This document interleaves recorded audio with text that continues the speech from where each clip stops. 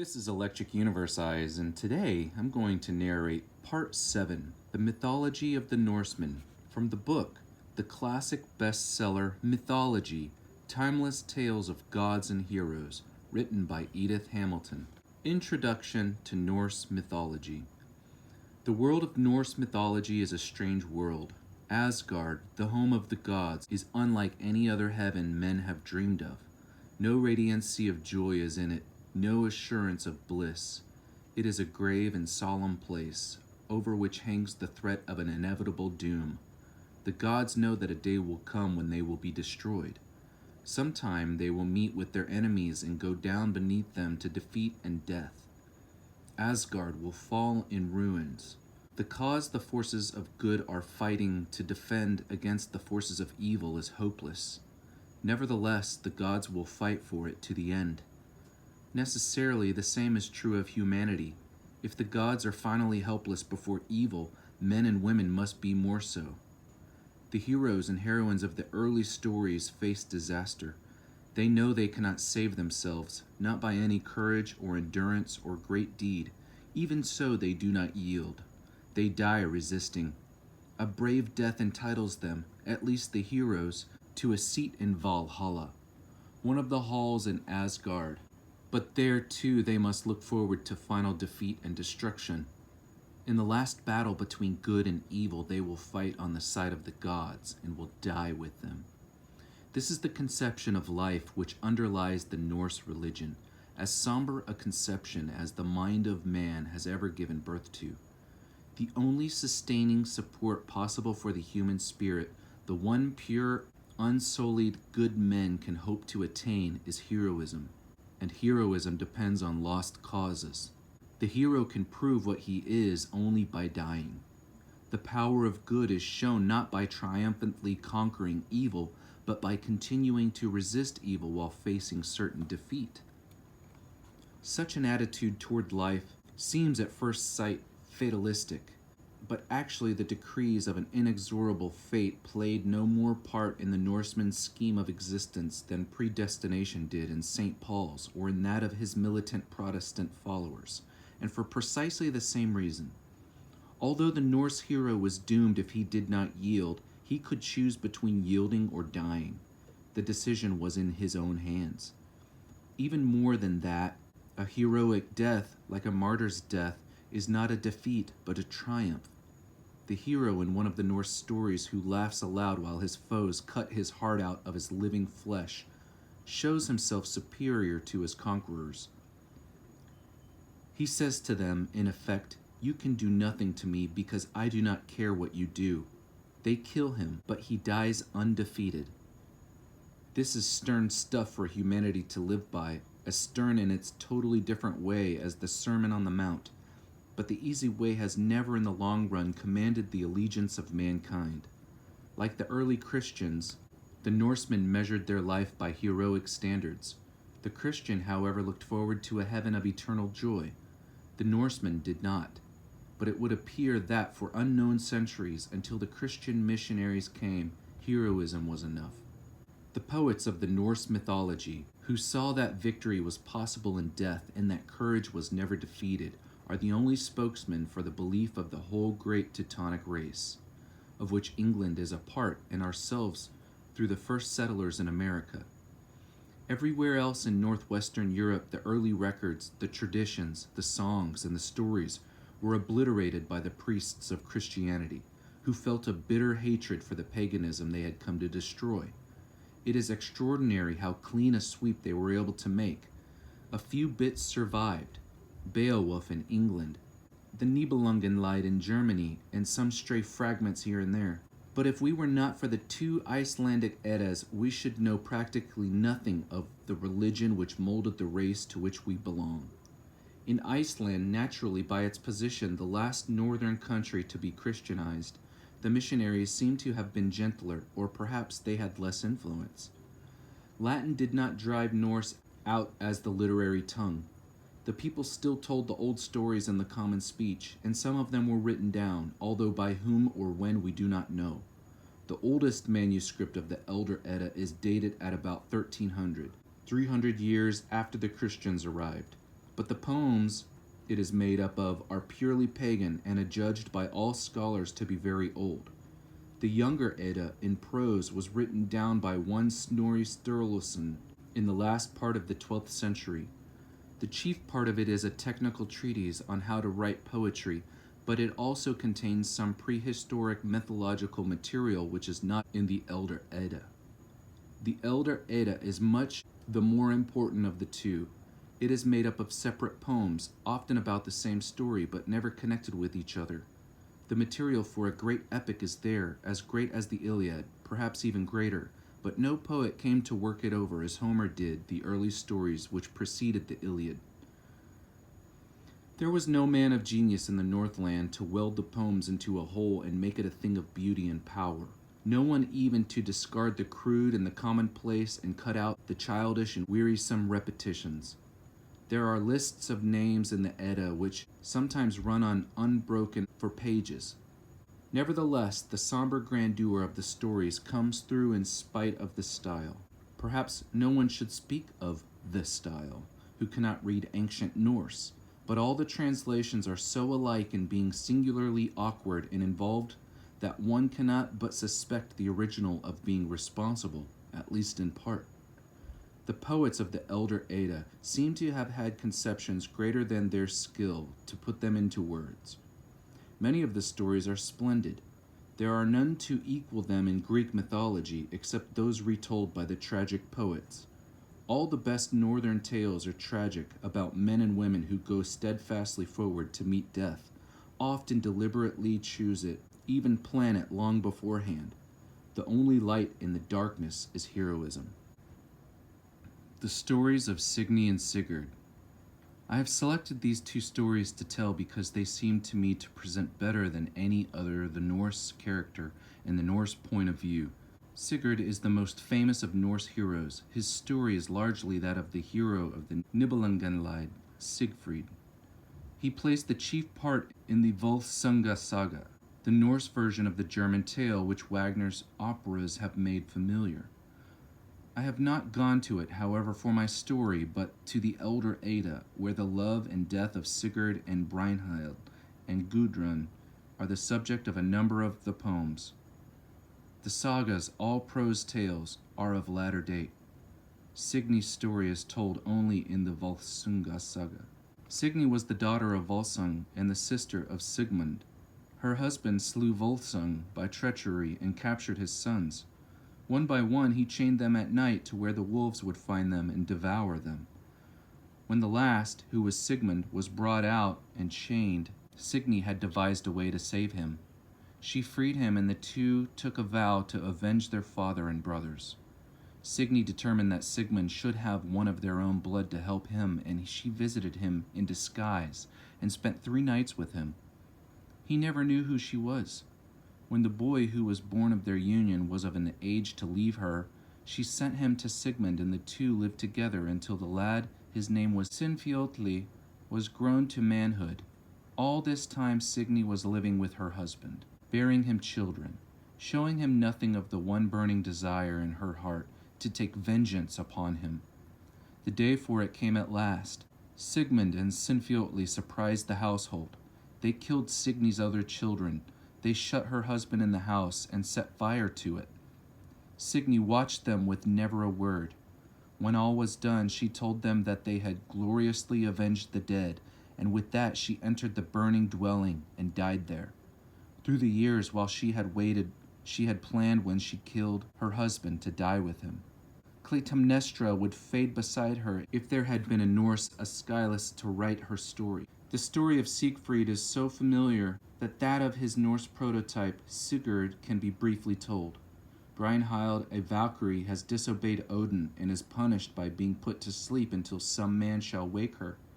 She begs that he who comes to her be one whose heart knows no fear, and Odin surrounds her couch with flaming fire, which only a hero would brave. Sigurd, the son of the Sigmund, does the deed. He forces his horse through the flames and wakens Brynhild, who gives herself to him joyfully because he has proved his valor in reaching her. Some days later, he leaves her in the same fire-ringed place. Sigurd goes to the home of the Giukings, where he swears brotherhood with the king Gunnar. Grimhild, Gunnar's mother, wants Sigurd for her daughter Gudrun and gives him a magic potion which makes him forget Brynhild. He marries Gudrun, then, assuming through Grimhild's magical power the appearance of Gunnar, he rides through the flames again to win Brynhild for Gunnar, who is not hero enough to do this himself. Sigurd spends 3 nights there with her, but he places his sword between them and the bed. Brynhild goes with him to the Giukings, where Sigurd takes his own shape again, but without Brynhild's knowledge. She marries Gunnar, believing that Sigurd was faithless to her and that Gunnar had ridden through the flames for her. In a quarrel with the Gudrun, she learns the truth and she plans her revenge. She tells Gunnar that Sigurd broke his oath to him, that he really possessed her those 3 nights when he declared that his sword lay between them, and that unless Gunnar kills Sigurd, she will leave him. Gunnar himself cannot kill Sigurd because of the oath of brotherhood he has sworn, but he persuades his younger brother to slay Sigurd in his sleep, and Gudrun wakes to find her husband's blood flowing over her. Then Brynhild laughed, only once with all her heart, when she heard the wail of Gudrun. But although or because she brought about his death, she will not live when Sigurd is dead. She says to her husband, "One alone of all I have loved, I never had a changing heart." She tells him that Sigurd had not been false to his oath when he rode through the fiery ring to win her for Gunnar. "In one bed together we slept, as if he had been my brother. Ever with grief and all too long are men and women born in the world." She kills herself, praying that her body shall be laid on the funeral pyre with Sigurd's. Beside his body, Gudrun sits in silence. She cannot speak, she cannot weep. They fear that her heart will break unless she can find relief, and one by one the women tell her of their own grief, the bitterest pain each had ever borne. Husbands, daughters, sisters, brothers, one says, all were taken from me, and still I live. Yet for her grief Gudrun could not weep, so hard was her heart by the hero's body. "My 7 sons fell in the southern land," another says, "and my husband too, all 8 in battle. I decked with my own hands the bodies for the grave. 1/2 year brought me this to bear, and no one came to comfort me." Yet for her grief Gudrun could not weep, so hard was her heart by the hero's body. Then one wiser than the rest lifts the shroud from the dead. She laid his well-loved head on the knees of his wife. "Look on him, though loved, and press thy lips to his as if he were still living." Only once did Gudrun look. She saw his hair all clotted with blood, his blinded eyes that had been so bright. Then she bent and bowed her head, and her tears ran down like drops of rain. Such are the early Norse stories. Man is born to sorrow as the sparks fly upward. To live is to suffer, and the only solution of the problem of life is to suffer with courage. Sigurd, on his way to Brynhild the first time, meets a wise man and asks him what his fate shall be. "Hide nothing from me, however hard," the wise man answers. "Thou knowest that I will not lie. Never shall thou be stained by baseness. Yet a day of doom shall come upon thee, a day of wrath and a day of anguish. But ever remember, ruler of men, that fortune lies in the hero's life, and a nobler man shall never live beneath the sun than Sigurd." The Norse gods. No god of Greece could be heroic. All the Olympians were immortal and invincible. They could never feel the glow of courage. They could never defy danger. When they fought, they were sure of victory, and no harm could ever come near them. It was different in Asgard, the giants whose city was Jotunheim, were the active, persistent enemies of the Aesir, as the gods were called, and they not only were in ever-present danger, but knew that in the end, complete victory was assured to them. This knowledge was heavy on the hearts of all the dwellers in Asgard. But it weighed heaviest on their chief and ruler, Odin. Like Zeus, Odin was the Sky Father, clad in a cloud-gray kirtle and a hood as blue as the sky. But there the resemblance ends. It would be hard to conceive anything less like the Zeus of Homer than Odin. He is a strange and solemn figure, always aloof. Even when he sits at the feasts of the gods in his golden palace, Gladsheim, or with the heroes in Valhalla, he eats nothing. The food set before him he gives to the two wolves who crouch at his feet.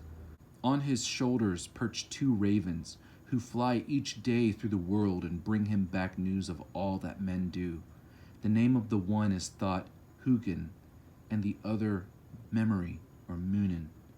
While the other gods feasted, Odin pondered on what thought and memory taught him.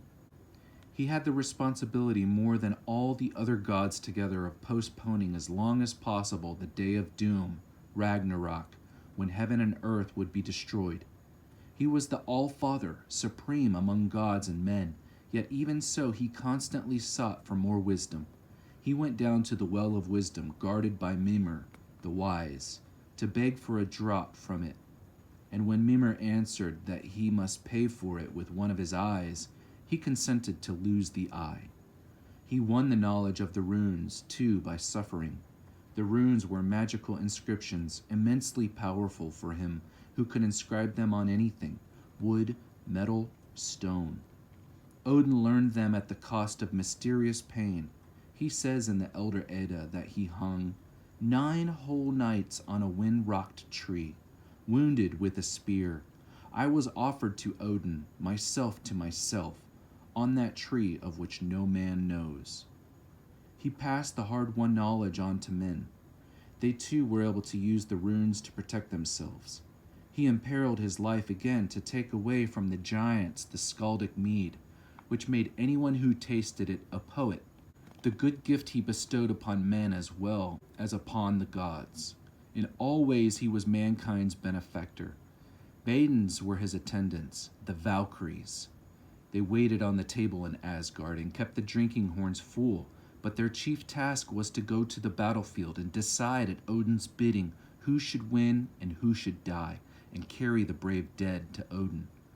Val means slain, and the Valkyries were the choosers of the slain, and the place to which they brought the heroes was the Hall of the Slain, Valhalla.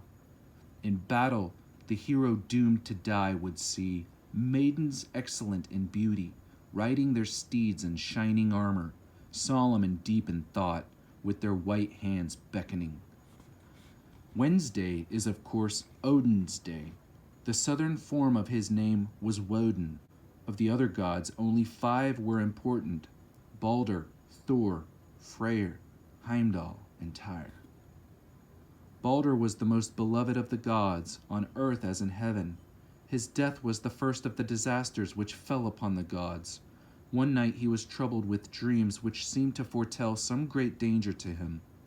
When his mother, Frigga, the wife of Odin, heard this, she determined to protect him from the last chance of danger. She went through the world and exacted an oath from everything, all things with life, and without life, never to do him harm. But Odin still feared. He rode down to Niflheim, the world of the dead, where he found the dwelling of Hela, or Hel, the goddess of the dead, all decked out in festal array. A wise woman told him for whom the house had been made ready. The mead has been brewed for Balder. The hope of the high gods has gone. Odin knew then that Balder must die, but the other gods believed that Frigga had made him safe. They played a game accordingly which gave them much pleasure. They would try to hit Balder, to throw a stone at him, or hurl a dart, or shoot an arrow, or strike him with a sword, but always the weapons fell short of him, or rolled harmlessly away. Nothing would hurt Balder. He seemed raised above them by this strange exemption, and all honored him for it, except one only, Loki. He was not a god, but the son of a giant, and wherever he came, trouble followed. He continually involved the gods in difficulties and dangers, but he was allowed to come freely to Asgard because for some reason never explained Odin had sworn brotherhood with him. He always hated the good, and he was jealous of Balder. He determined to do his best to find some way of injuring him. He went to Frigga disguised as a woman and entered into talk with her. Frigga told him of her journey to ensure Baldur's safety and how everything had sworn to do him no harm. Except for one little shrub, she said, the mistletoe, so insignificant she had passed it by. That was enough for Loki. He got the mistletoe and went with it to where the gods were amusing themselves. Hoder, Baldur's brother who was blind, sat apart. Why not join in the game? Asked Loki. Blind as I am, said Hoder, and with nothing to throw at Baldur either. Oh, do your part, Loki said. Here is a twig. Throw it, and I will direct your aim. Hoder took the mistletoe and hurled it with all his strength. Under Loki's guidance, it sped to Baldur and pierced his heart. Baldur fell to the ground dead. His mother refused even then to give up hope. Frigga cried out to the gods for a volunteer to go down to Hela and try to ransom Baldur. Hermod, one of her sons, offered himself. Odin gave him his horse Sleipnir, and he sped down to Niflheim. The others prepared the funeral. They built a lofty pyre on a great ship, and there they laid Baldur's body. Nanna, his wife, went to look at it for the last time. Her heart broke, and she fell to the deck dead. Her body was placed beside his. Then the pyre was kindled, and the ship pushed from the shore. As it sailed out to sea, the flames leaped up and wrapped it in fire. When Hermod reached Hela with the god's petition, she answered that she would give Baldur back if it were proved to her that all everywhere mourned for him. But if one thing or one living creature refused to weep for him, she would keep him. The gods dispatched messengers everywhere to ask all creation to shed tears so that Baldur could be redeemed from death. They met with no refusal. Heaven and earth and everything therein wept willingly for the beloved god. The messengers, rejoicing, started back to carry the news to the gods. Then, almost at the end of their journey, they came upon a giantess, and all the sorrow of the world was turned to futility, for she refused to weep. Only dry tears will you get from me, she said mockingly. I had no good from Baldur, nor will I give him good. So Hela kept her dead. Loki was punished. The gods seized him and bound him in a deep cavern. Above his head a serpent was placed so that its venom fell upon his face, causing him unutterable pain. But his wife Sigyn came to help him. She took her place at his side and caught the venom in a cup. Even so, whenever she had to empty the cup and the poison fell on him, though but for a moment, his agony was so intense that his convulsions shook the earth. Of the three other great gods, Thor was the thunder god, for whom Thursday is named, the strongest of the Aesir. Freyr cared for the fruits of the earth. Heimdall was the warder of Bifrost, the rainbow bridge which led to Asgard. Tyr was the god of war, for whom Tuesday, once Tyr's Day, was named. In Asgard, goddesses were not as important as they were in Olympus. No one among the Norse goddesses is comparable to Athena, and only two are really notable. Frigga, Odin's wife, for whom some say Friday is named, was reputed to be very wise, but she was also very silent, and she told no one, not even Odin, what she knew. She is a vague figure, oftenest depicted at her spinning wheel, where the threads she spins are of gold, but what she spins them for is a secret. Freya was the goddess of love and beauty, but strangely to our ideas, half of those slain in battle were hers. Odin's Valkyries could carry only half to Valhalla. Freya herself rode to the battlefield and claimed her share of the dead, and to the Norse poets that was a natural and fitting office for the goddess of love. Friday is generally held to have been named for her. But there was one realm which was handed over to the solid rule of a goddess. The kingdom of death was Hela's. No god had any authority there, not Odin even. Asgard, the golden, belonged to the gods, glorious Valhalla to the heroes. Midgard was the battlefield for men, not the business of women. Gudrun in the Elder Edda says, "The fierceness of men rules the fate of women." The cold, pale world of the shadowy dead was woman's sphere in Norse mythology. The creation. In the Elder Edda, a wise woman says, "Of old there was nothing, nor sand, nor sea, nor cool waves, no earth, no heaven above, only the yawning chasm. The sun knew not her dwelling, nor the moon his realm. The stars had not their places. But the chasm, tremendous though it was, did not extend everywhere. Far to the north was Niflheim, the cold realm of death, and far to the south was Muspelheim, the land of fire. From Niflheim 12 rivers poured, which flowed into the chasm, and freezing there, filled it up slowly with ice. From Muspelheim came fiery clouds that turned the ice to mist.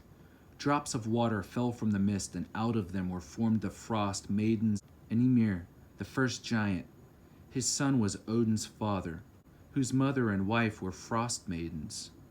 Odin and his 2 brothers killed Ymir.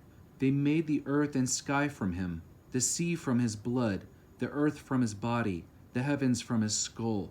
They took sparks from Muspelheim and placed them in the sky as the sun, moon, and stars. The earth was round and encircled by the sea. A great wall which the gods built out of Ymir's eyebrows defended the place where mankind was to live. The space within was called Midgard. Here the first man and woman were created from trees, the man from an ash, the woman from an elm. They were the parents of all mankind. In the world were also dwarfs, ugly creatures but masterly craftsmen who lived under the earth, and elves, lovely sprites who tended the flowers and streams. A wondrous ash tree, Yggdrasil, supported the universe. It struck its roots through the worlds. 3 roots there are to Yggdrasil. Hel lives beneath the first, beneath the second the frost giants, and men beneath the third. It is also said that one of the roots goes up to Asgard. Beside this root was a well of white water, Erda's well, so holy that none might drink of it. The 3 Norns guarded it, who allot their lives to the sons of men and assign to them their fate. The 3 were Erda, the past, Verdandi, the present, and Skuld, the future. Here each day the gods came, passing over the quivering rainbow bridge to sit beside the well and pass judgment on the deeds of men. Another well beneath another root was the well of knowledge, guarded by Mimir the wise. Over Yggdrasil, as over Asgard, hung the threat of destruction. Like the gods, it was doomed to die. A serpent and his brood gnawed continually at the root beside Niflheim, Hel's home. Someday they would succeed in killing the tree, and the universe would come crashing down. The frost giants and the mountain giants who lived in Jotunheim were the enemies of all that is good. They were the brutal powers of earth, and in the inevitable contest between them and the divine powers of heaven, brute force would conquer. The gods are doomed, and the end is death. But such a belief is contrary to the deepest conviction of the human spirit, that good is stronger than evil. Even these sternly hopeless Norsemen, whose daily life in their icy land through the black winters was a perpetual challenge to heroism, saw a faraway light break through the darkness. There is a prophecy in the Elder Edda, singularly like the book of Revelation, that after the defeat of the gods, when the sun turns black, earth sinks in the sea, the hot stars fall from the sky, and fire leaps high about heaven itself. There would be a new heaven and a new earth. In wondrous beauty once again, the dwellings roofed with gold, the fields unsowed bear ripened fruit, in happiness forevermore. Then would come the reign of one who was higher even than Odin and beyond the reach of evil, a greater than all, but I dare not ever to speak his name, and there are few who can see beyond the moment when Odin falls. This vision of a happiness infinitely remote seems a thin sustenance against despair, but it was the only hope the Eddas afforded. The Norse wisdom. Another view of the Norse character, oddly unlike its heroic aspect, is also given prominence in the Elder Edda. There are several collections of wise sayings which not only do not reflect heroism at all, but give a view of life which dispenses with it. This Norse wisdom literature is far less profound than the Hebrew book of Proverbs.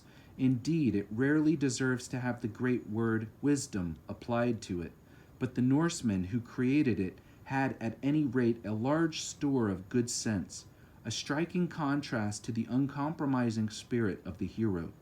Like the writers of Proverbs, the authors seem old. They are men of experience who have meditated on human affairs. Once, no doubt, they were heroes, but now they have retired from battlefields and they see things from a different point of view. Sometimes they even look at life with a touch of humor. There lies less good than most believe in ale for mortal men. A man knows nothing if he knows not that wealth oft begets an ape. A coward thinks he will live forever if only he can shun warfare. Tell one your thoughts, but beware of two. All know what is known to three. A silly man lies awake at night, thinking of many things. When the morning comes, he is worn with care, and his trouble is just as it was. Some show a shrewd knowledge of human nature. A paltry man and poor of mind is he who mocks at all things. Brave men can live well anywhere. A coward dreads all things. Now and then they are cheerful, almost light-hearted. I once was young and traveled alone. I met another and thought myself rich. Man is the joy of man. Be a friend to your friend. Give him laughter for laughter. To a good friend's house the path is straight, though he is far away. A surprisingly tolerant spirit appears occasionally. No man has nothing but misery. Let him be never so sick. To this one his sons are a joy, and to that his kin, to another his wealth, and to yet another the good he has done.